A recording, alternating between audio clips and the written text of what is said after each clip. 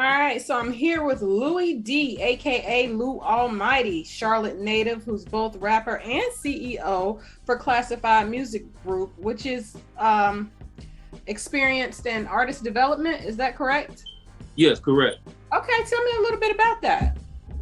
Yeah, Classified Music Group, we started that in 2015, and it's an artist development firm, but we service a different array of services for the artists in the community, such as, touring, radio, merchandising, and we help them do, create branding, create brands, out of the artists, show them that they businesses. So we have a nonprofit organization called the Coach Equality Foundation, where we do seminars and workshops where we educate the artists. So in 2018, we received our first government funding from the city of Charlotte, actually. And we've been getting grants with the city of Charlotte every quarter since 2019. So the city of Charlotte behind our artist development firm for this project that we have called the Music and Art Expo. So we basically do a workshop seminar where we allow the artists to come in, perform. We don't charge them nothing.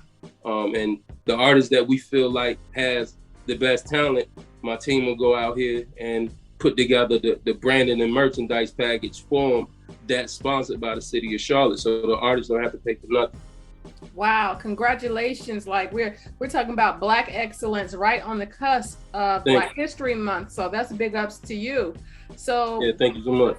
You're welcome. So when you started this, when did you find that there was a need for artist development? Artist development is very old school. Yeah, it's kind of, to be transparent, it's like the things that work for me as an artist, I just take the things that work and use it for the other artists. So it was kind of easy to do. And I knew that the music industry, it was missing it. It took it out years ago. But as a music business owner, you don't want to skip those things. You want to implement all strategies that work. So that's kind of why we never got rid of it. We wanted to keep artist development because artists don't understand. A lot of them don't understand you're a brand, you're a business. So you can't do certain things until you reach a certain level. You can't do what the other artists you see doing. You have a brand to protect. So that was kind of our strong point. Okay, I love that. I love that you saw a need for it, because when we talk about artist development and social media, like the takeover of online radio, how has that affected your group? What's that? How has online music, just the whole aspect of it, affected your method of artist development? It is needed. Oh yeah, it definitely changed up a lot, especially when the streaming came in. That changed up a lot from the ground grassroots level of it, where the artists got to go out here hand and feet, touching elbows. It kind of took that away from the artist development side too. A lot of artists don't think they got to put in that groundwork because of social media and stuff. So you still want to, like I say, implement all the things that work for another person. That's what those masterpiece stories and them Jay-Z stories are for you to listen to how they had to catch them from the ground up. You can't skip that. But, COVID and streaming with social media, it affected us a lot. But, our goal is to get more, sponsorships, more deals. I'm an independent artist. I strongly believe in independence. I never really wanted no regular record deal. That was never my thing. My friends wanted me to go out here and chase that dream, but that was never me. So I'm sticking with the lane I know. Get that private equity funds, Okay. Get that private money. So you said, what is your gripe about it? Like, what you said is not you, so why isn't it you?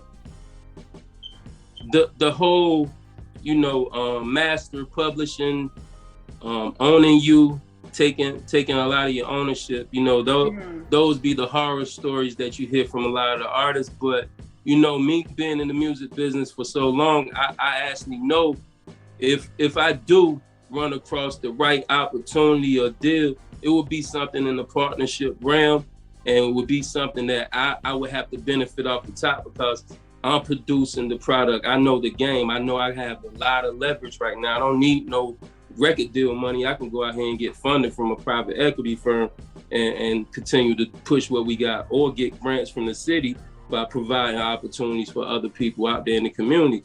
It's a game, you know, it's called a game for a reason. Let's just play it. I love it. You're so business minded. Like everything is about the business. And interestingly, you had put something, you wrote a stat on Facebook on January 26th, and you said music is 90% business and 10% talent. So tell me what that means for you in your personal experience. Okay. I gotta make sure I be watching what I put on social media. But yeah, it's just the transition that I've been going through these past few months, you know, paying attention to more of the business side. And, you know, me personally, I have an archive of a lot of music. Even when we had the studio out in the city of Charlotte, COVID kind of shut that down. But I'm the type of person that'll lock in and get a lot of work done, and we can come back to the music later. So that's how I always kind of been, you know, as long as we are producing the music, we can always come back to that later, as long as we taking care of the business, you know, because if that's not structured properly, the whole thing falls down. That part. Okay. So like now you have a new single or some singles out. So can you tell us about those? Yeah. Right now, you know, like I said, I'm in a space right now where I got, you know, this opportunity with this co-venture partnership where that's going to allow me a lot of leeway for me as an artist, because I'm going to be working a lot, but my company, we're going to be pushing different type of music. We actually about to sign a rock and roll artist with that part. Wow. So, you know, while we're pushing rock and roll on one side, I'm going to be working, just creating a lot of content, and a lot of the music that I have already in the archive, that's really what I'm dropping right now. I'm dropping a mix of different things. I'm dropping songs that we did months and years ago, and you know, people won't even know what it is. You have to seep through the catalog to see what's what, because I'm gonna just be dropping sporadically until we clear out a lot of those old songs and finish up these partnerships that we have. You know, I got to get a lot of music out. I owe people. I'm glad you said that. Somebody's like, no, I got to be realistic about this. Okay, I got bills. All right. So now that you're stepping away, because you do have the singles, Got That Glow and God in the Flesh. And I know that music is part of who you are, but the artist is not what you want to do. So I still want to know what was the influence behind those tracks. Oh yeah, no, artist. The artist side is gonna always be a part of me. I'm art by nature. I started out with the art world. I'm a drawer, illustrator by nature. So all the projects that you actually see from me, I do the illustration. I don't really tell nobody, but I illustrate it. Sometimes send it to my graphic designer, and you know, art gonna always be a part of me. But you know, just taking responsibility on all sides. But the music side, you know, God in the Flesh, that's a project I'm working on with Marco Relli. He's an artist out in South Carolina. We're working on an EP. We don't really have a title to it yet. We really playing around with a few different titles. But that should be dropping like March, April. Could be waiting till the summer. I don't know what he want to do yet, so I'm not gonna speak on both of us. Got That Glow, that's one of those archive songs. That's something we just pulled out the catalog and said, hey, let's reintroduce ourselves. Let me reintroduce myself. So that's what that's about. And we got, matter of fact, I got a song dropping tomorrow. I'm So Paid drops tomorrow on all streaming platforms. Every other Friday, I'm actually dropping some new work. So every 2 weeks, you're gonna get a new record from me. It could be a single, could not be, could just be something that we just giving the people out there, just feeding the streets. The ones that we really aspire to push the singles, you'll see like the videos, the merch, everything. A lot of these other songs ain't gonna have that whole, you know, brand push. You know, we just gonna feed the streets with a lot of music first. Okay. You know what I like about your business side of things? Everything is properly orchestrated. It's not okay, I just thought this up, so we're going to try it, and if it fails, it fails. So is this part of the lessons that you learned when you first got into the industry? Yeah, exactly. This a lot of the lessons on the road, and still, you know, some we face today, but now we know how to avoid it because, you know, we done structured it properly, and we just stick I just stick with the plan. Don't rush nothing. Plan everything. Okay. So with you being from Charlotte, North Carolina, whoop whoop, big ups to us. Another $1 million hit coming out of Charlotte. Now what? I moved to Charlotte. I ain't from Charlotte. I'm not from Charlotte. I'm a Carolina boy. Though.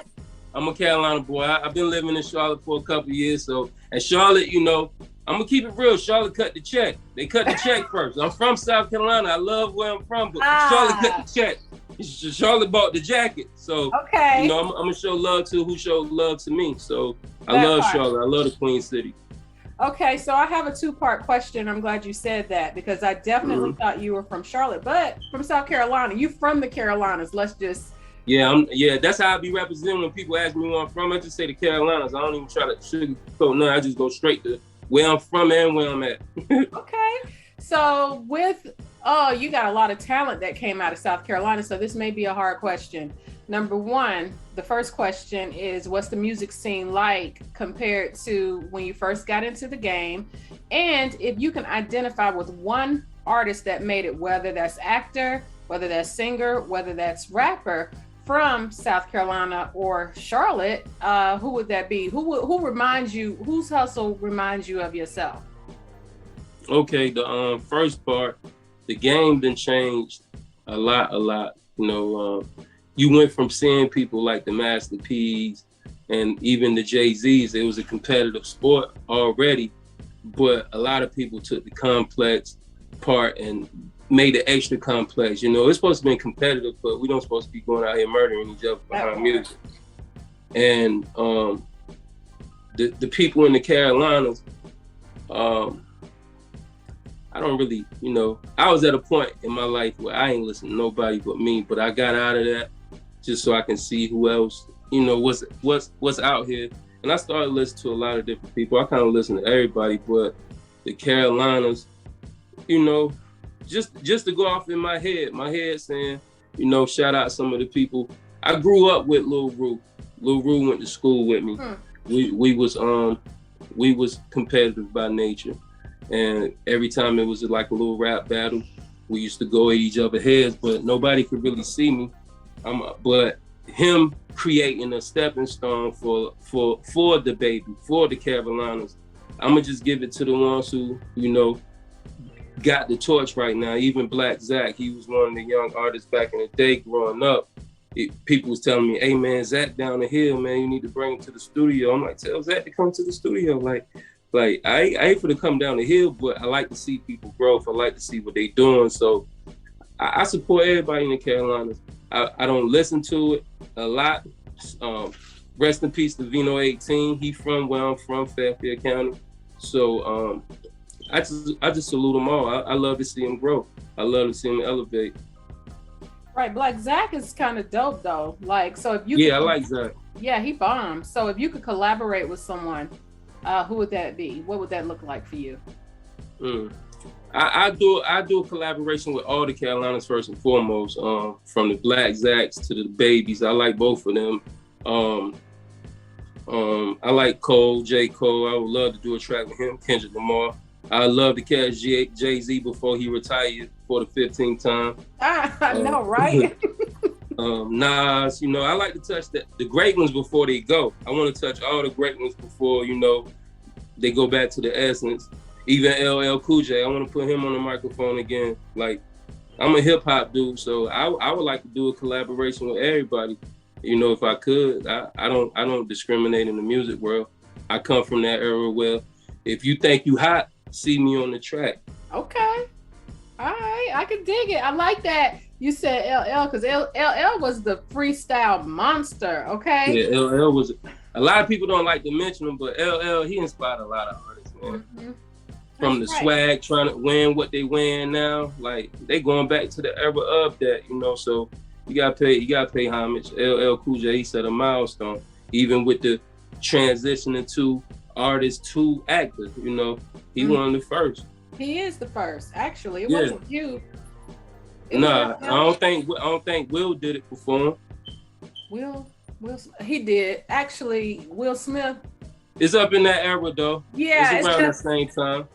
Yeah, the Prince of Bel-Air, and then that that showed that. And no, LL was the first one to do it. LL had to be the first one. I'm gonna do some research. I'm gonna check the numbers, but I think L probably was the first one.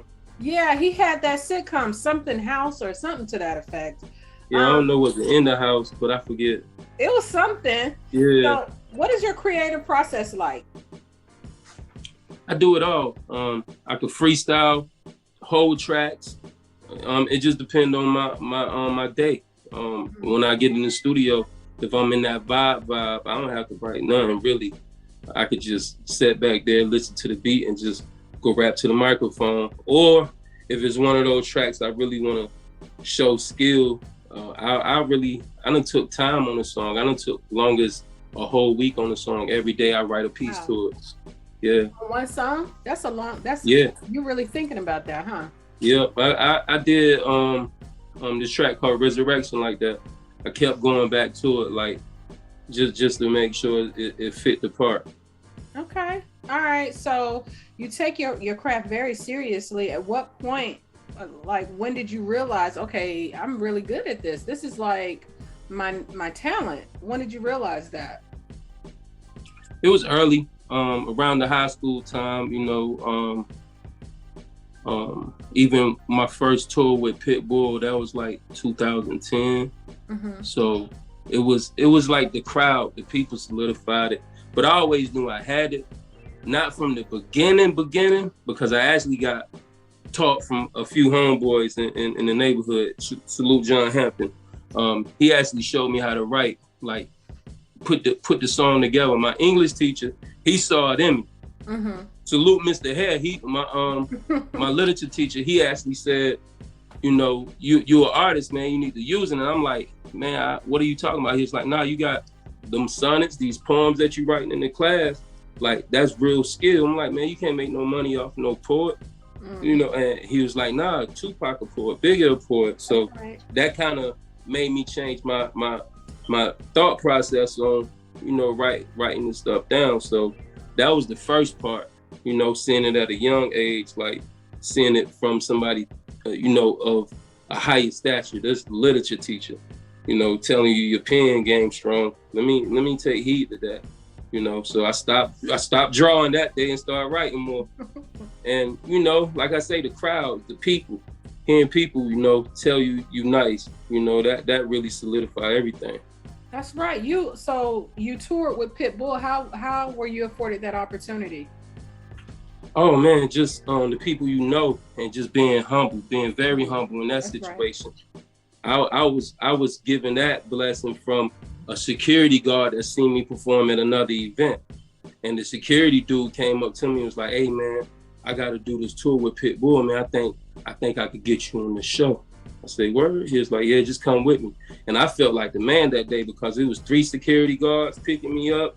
We driving around everywhere. I'm getting out at the McDonald's. They behind me. Everybody's like, man, you a star? I said, I guess so. They want autographs. So that was like my first touch of it. And, it was from, like I said, a security guard. So that when that happened, that just made me always keep that humble mind. Like it could be anybody that put you on. That's right. You just got to stay humble. Have you ever stepped on toes to get to the top? Not necessarily stepped on toes, but I stepped on a few necks. What? You have to crush a couple rappers. You have to crush a couple feelings too. So it's not necessarily nothing personal. It's more like they wasn't trying to go where I was going. That part. So not necessarily hurting nobody, but I will move you out my way. Okay, you sound like LL. That's some LL talk, all right? All right. So, now, my next question is about the youth in Charlotte, North Carolina. So I know that you work with the youth. So can you tell the viewers how you work with them and what role do you play to help them elevate?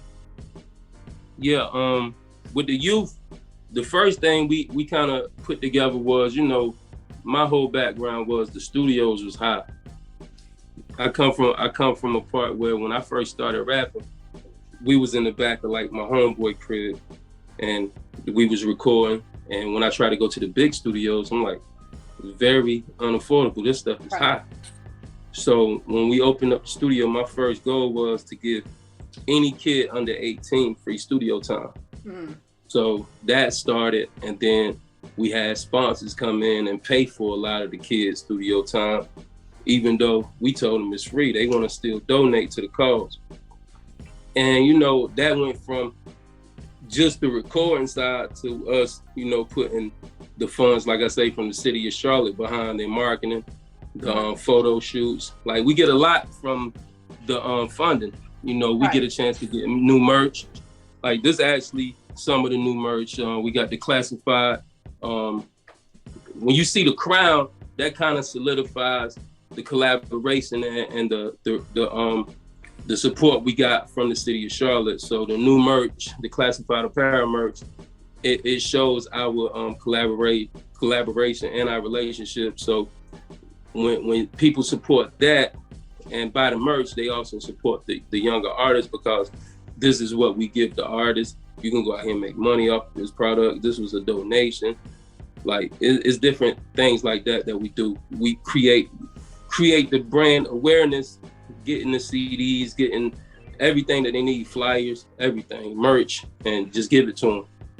Okay, I like that. You know, yeah, but we make them work too, though. I want to make sure I say it, but we make them work. So inside, you know, my proposal with the city of Charlotte, I tell them that every month we got 2 different things that we do monthly. We go plant trees in the park, and we clean up the parks. So you got to donate to the cause. If you want to be one of those youth that we put money behind, show us that you dedicate to being seen in the community, helping the community. You know what? You are an upstanding artist, for sure, for definite sure. Yeah, thank you. Man of the community. So if there was something that you could change, and again, I'm just so happy that you're doing the doggone thing, like Black History, Black Excellence. Yeah, thank you. You like not just you didn't just take what you earned and kept going. You keep reaching back. You never stop reaching back, and I think that speaks highly of your character. You know, not just somebody who want to make it, but you're not doing it just for the glory, because who knew? If you're not in the news, who knew? So thank you for being a pillar, especially for the kids in this community, because you got so many that want to be in the rap game but don't know what it takes to get there, and then they could be in the streets but they're choosing to be with you. So thank you so much for that. You're welcome. Thank you too.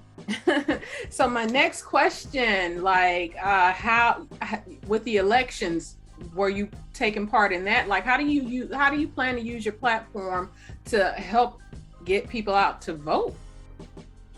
You know, we just educate, knowing who you're voting for. Mm-hmm. Do your due diligence. Learn who the people is in the community, and knowing if they're gonna keep their word. Like, that's right. We play a big role with that.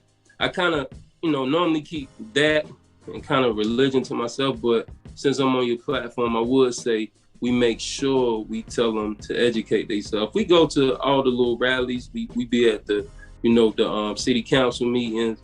You know, thanks to my brother Iwar with the CUC 100, I'm a music director, a part of that organization. That's a huge 501c3. Well, actually a 501c4 now. And that's who put me in place with the city of Charlotte getting the grants. They're a huge organization out there.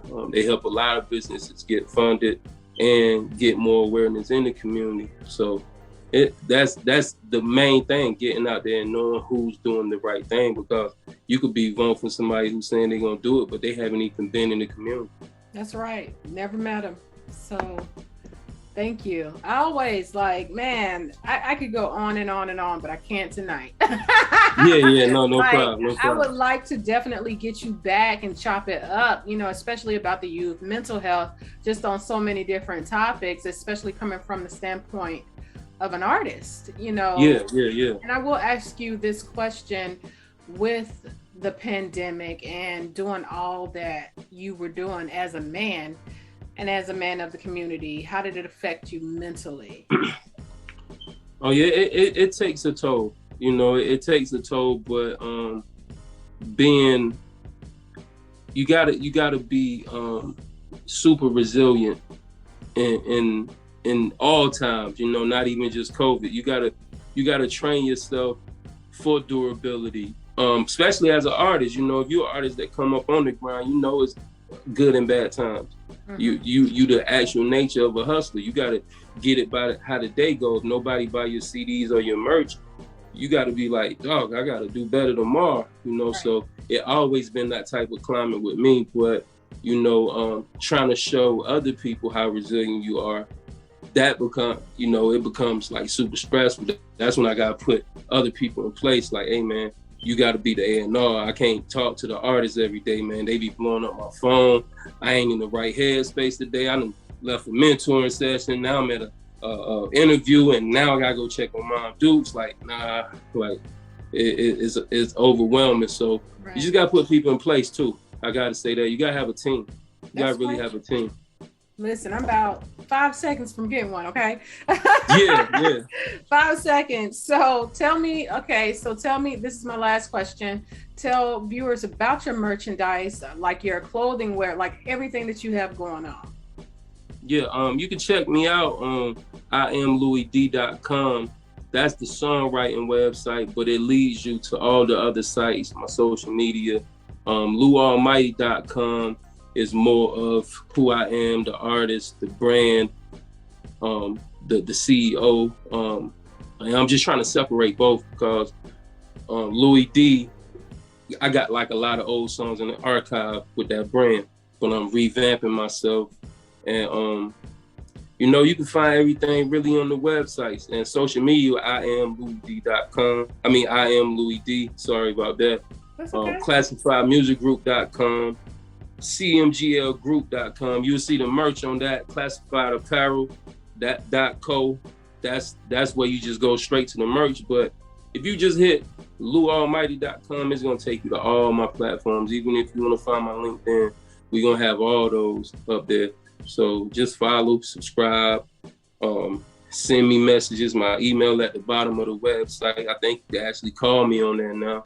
My marketing dude, he be making sure I'm super accessible as far as communicating with the people. You know, I like to be in contact when it comes down to that. I don't want nobody having to call nobody when something serious going on. Thanks. So, it's there. I'm accessible. I'm easy to reach. You just gotta be able to reach me. Well, your websites, though, both are different. They're cohesive because I definitely fumbled onto both of them, and I'm like, okay, what's good? Yeah. But they're both cohesive, both very professional. So and would you suggest people who's wanting to hook up with you to make music to go strictly to the musical website? They can do that if they're serious about like buying songs or collaborating. They can go to the website, leave me a message so I can know they're serious. But if they just want to, know everything about it, learn the ins and outs, especially if they're a young artist, you can hit me up on my Instagram. Send me a DM. I am Louie D. I got the Lou Almighty one out there now too, but we're gonna get that page built up. Like I say, I'm cool with rebranding myself in front of people. I'm not afraid to show people, man, you gotta rebuild yourself. You can rebuild yourself in front of people. Right. You don't have to duck that. We human. Right, as many times as it takes. So yeah.